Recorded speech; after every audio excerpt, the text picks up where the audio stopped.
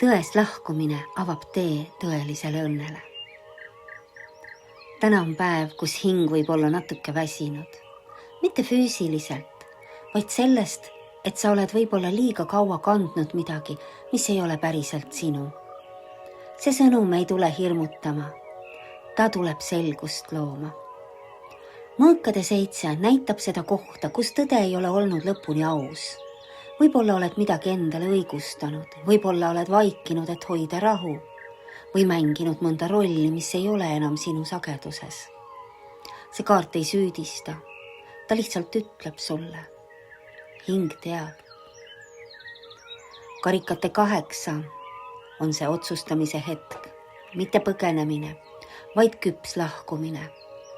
Täna on päev, kus sa võid valida, kas jääda tuttavasse, aga tühjaks jäänud kohta või astuda samm edasi teadmatusse, aga rohkem iseenda poole.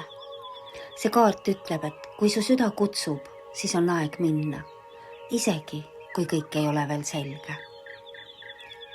Karikate 10 kinnitab, see lahkumine ei vii sind üksindusse, see viib täitumisse, küllusesse, rõõmu, kerguse, emotsionaalse rahuni, mis ei ole pealiskaudne. See on just see koht, kus sa ei pea enam midagi tõestama. Sa saad lihtsalt olla. Lõpusõnum siia.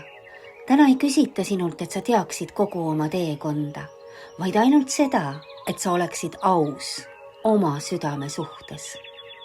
Kui miski peab lõppema, siis just selleks, et saaks alata midagi palju imelisemat kui siiani.